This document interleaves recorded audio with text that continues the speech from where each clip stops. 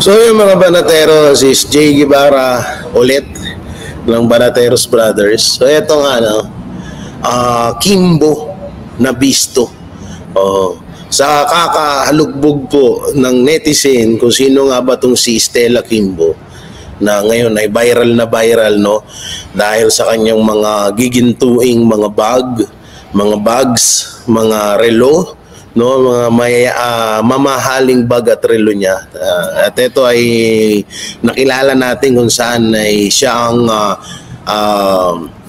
Madam Chair sa hearing nung nakaraan na tungkol sa OBP budget.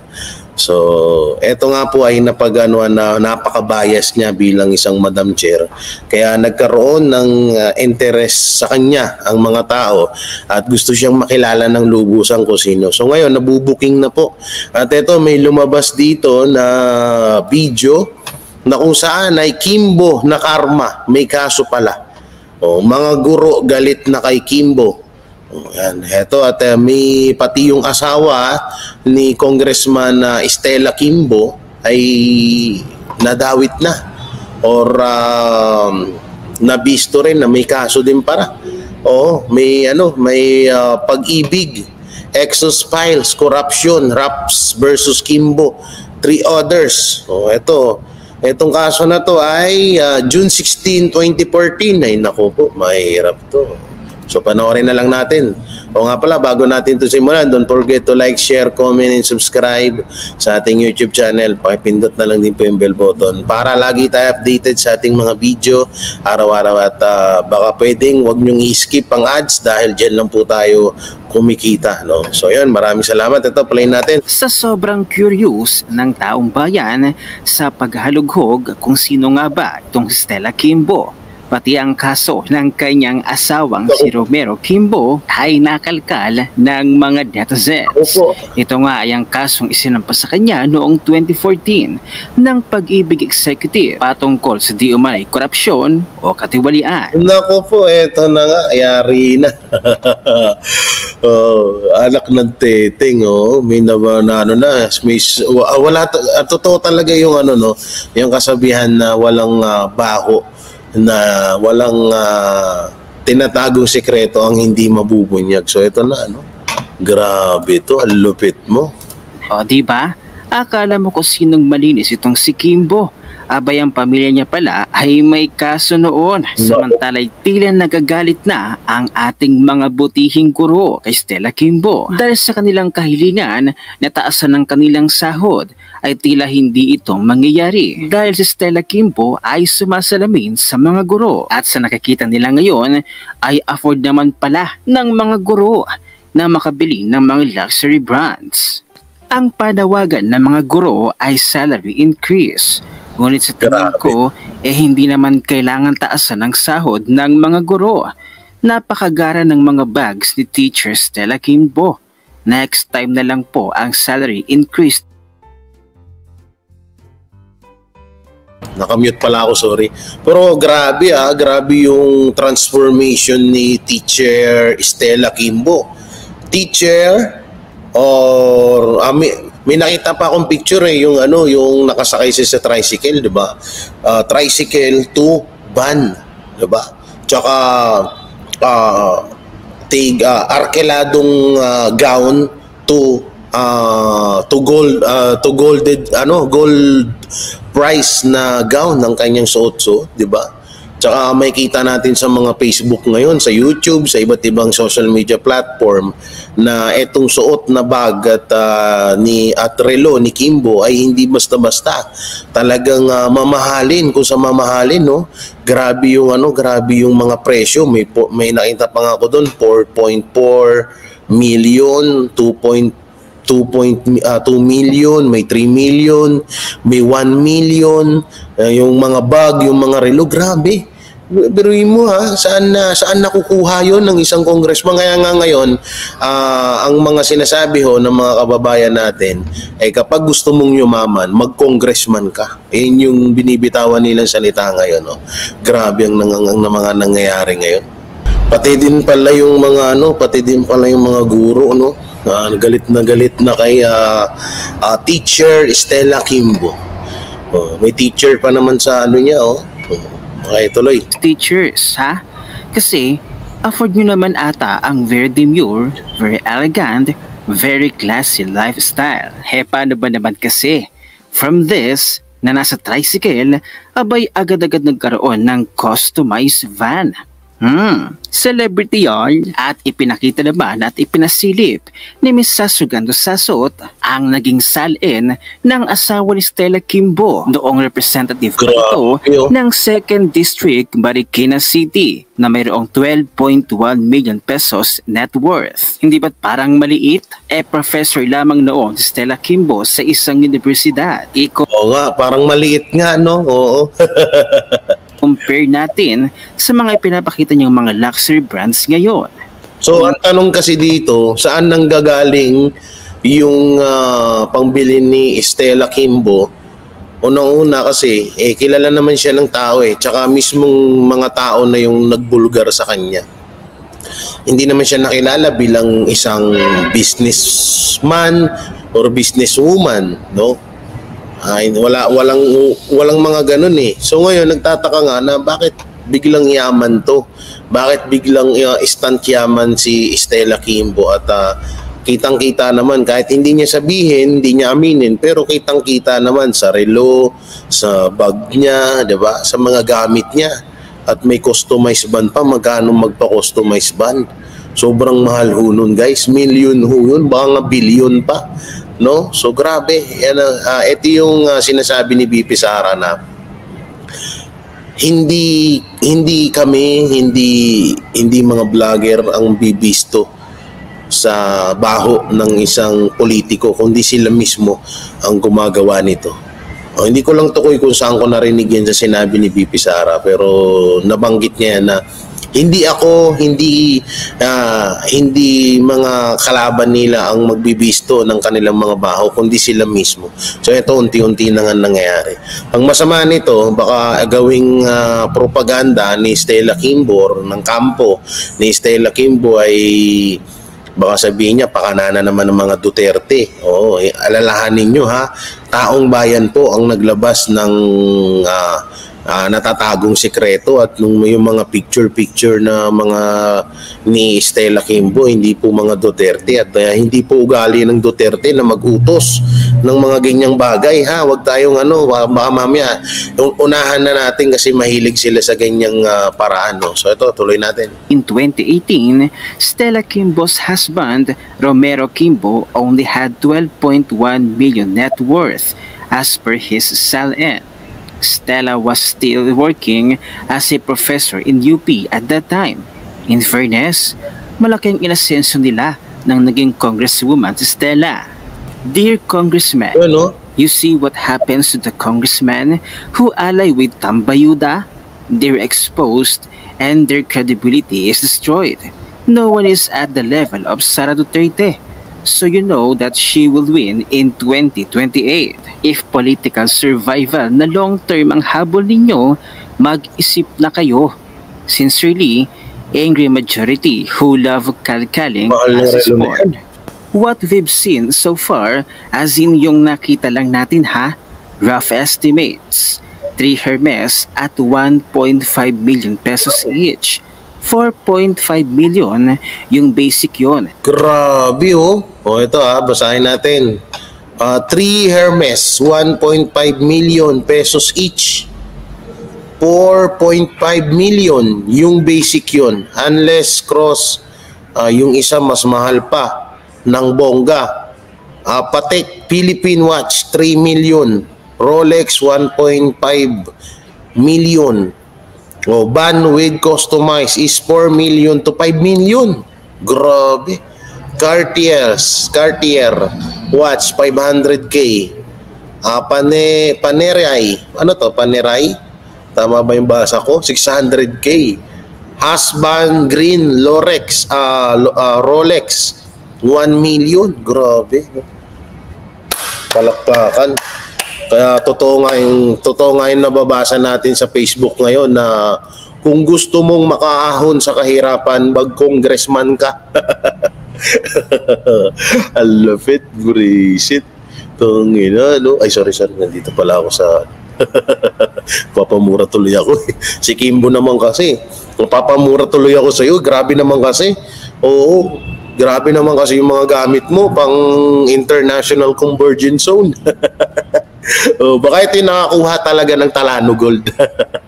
O baka nasa kanila mag-asawa yung Talano Gold kasi hindi basta-basta yung mga gamit nila, oh. Pang ano na to eh, pang richest man in the world. Grabe, relo pa lang, oh, 4 million, 3 million.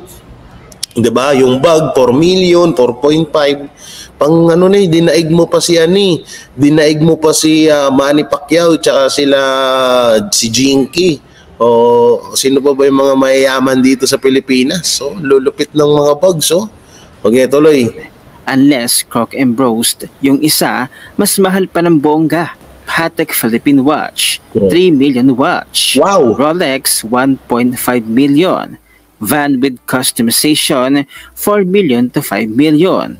Cartier watch, 500,000. Panerai, 600,000. Her husband's green Rolex, 1 million. Bahay pa niya. Pearls pa niya. 2 bahay niya sa Quezon City alone. Sa Marikina, mga Chanel pa niya. No. Anong meron? Bakit between 2018 to 2024, bumongga ang buhay niya? 12 million lang ang assets ni Miro Kimbo. Pero daming Hermes ng asawa niya. May Patek Philippe, Rolex, Panerai, Chanel, etc. Customized yung high-end Toyota Hi-Ace Vanilla and marami pang iba. Tapos ako yung net worth ko 500 million in cash. Pero di ako bumibili ng Hermes at di customized yung L200 ko. Hindi totoong mahirap ang mga guro. Ngayon ako naniniwala na mas madatong o nagmumuwalan sa kwarta ang teachers sa Marikina kaysa sa abogada de Campanilla ng Davao. Mas mayaman pala ang isang congressional district representative ng Marikina kaysa sa Vice President ng Republika ng Pilipinas. Sarilo pa lang ni Representative Stella Kimbo na 4 million pesos plus. Walang binatbat iyong relo ni Inday na 13,000 plus ang halaga. Siguro nakakasagip pa ng mga gold bars si Teacher Stella tuwing bumabaha sa Marikina. Daig pa niya yung Sabi ko sa inyo eh, baka nasa kanila yung Talano Gold eh. No, baka nasa kanila yung Talano Gold ni Marcos Jr. na pinagyayabang sa atin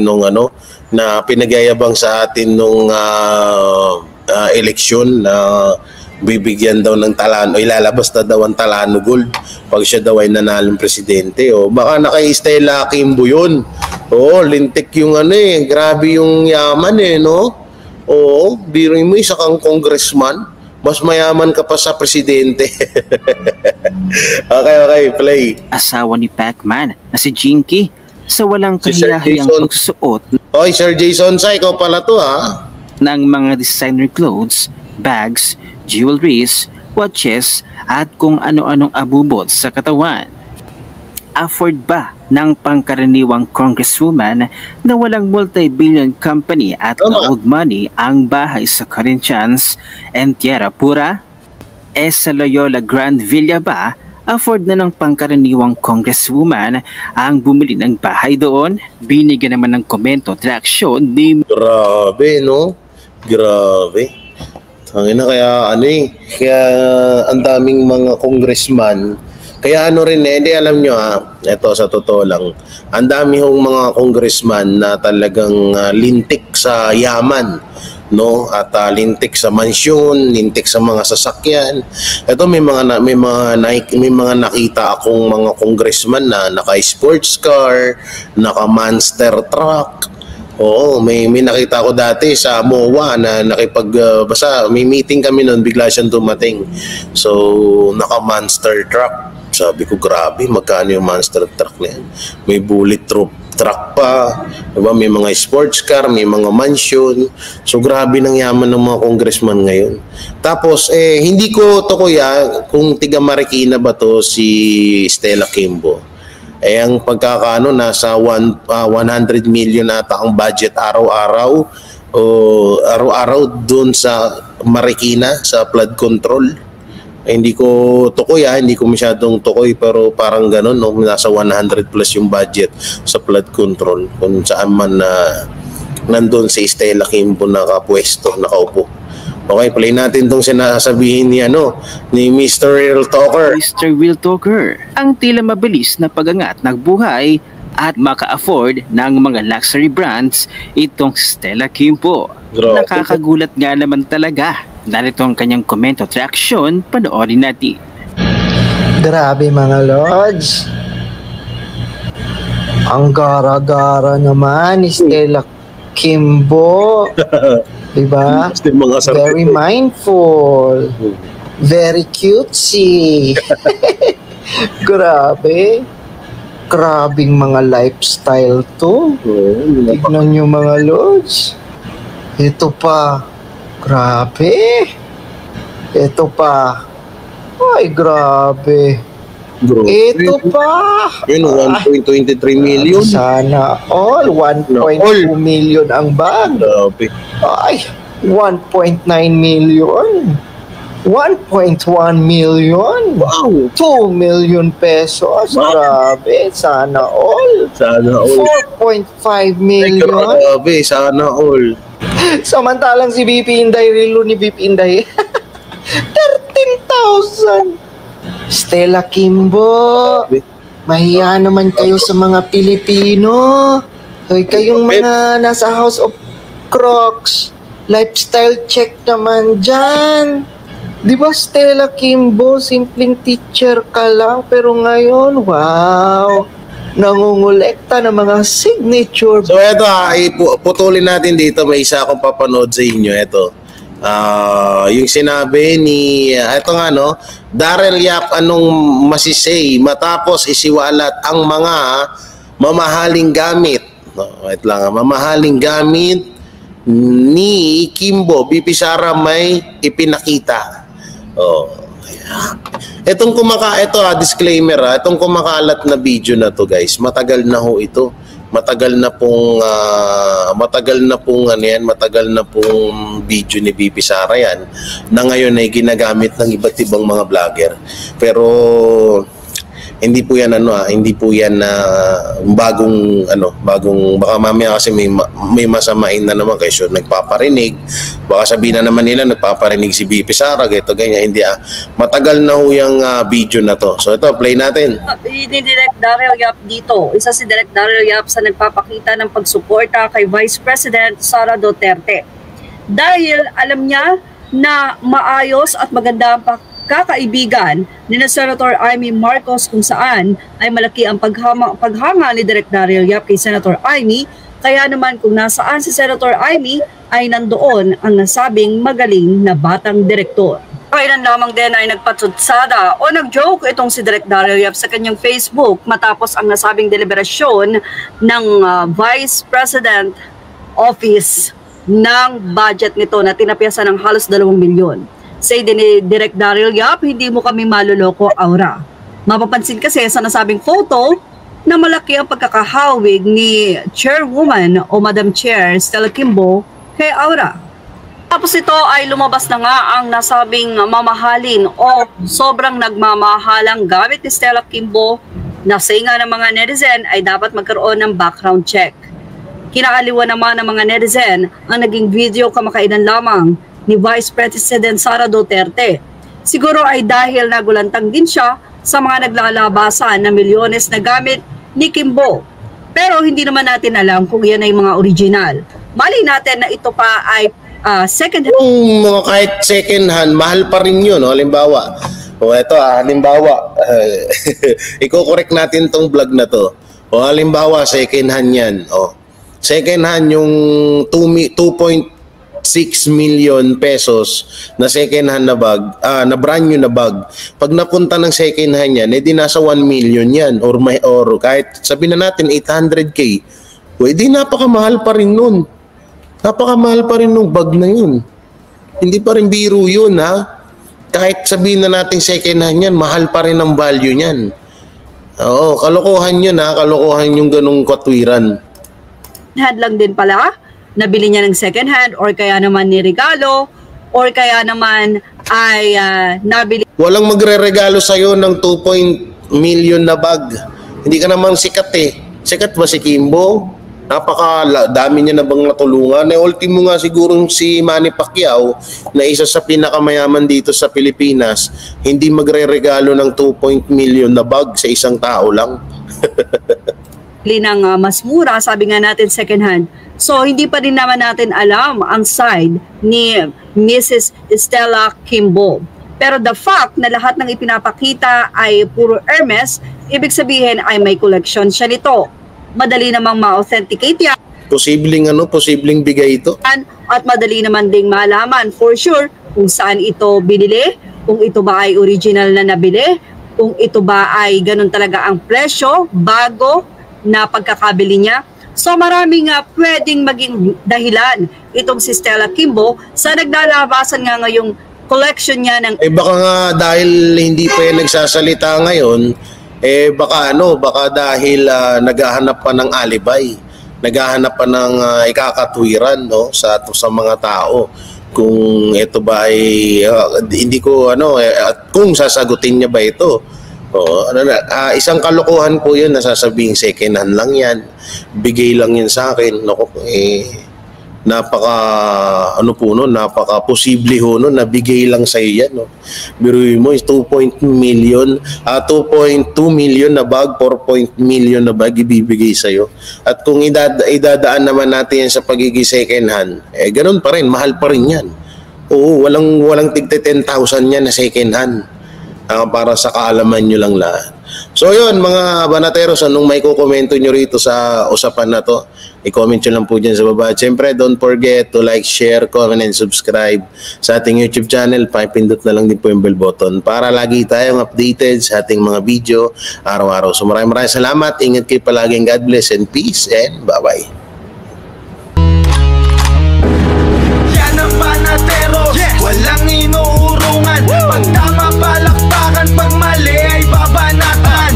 Yan ang banateros, boses ng ordinaryong Pilipino. Banateros ay walang makakaawan, walang inuurungan. Banateros ay tinutulungan.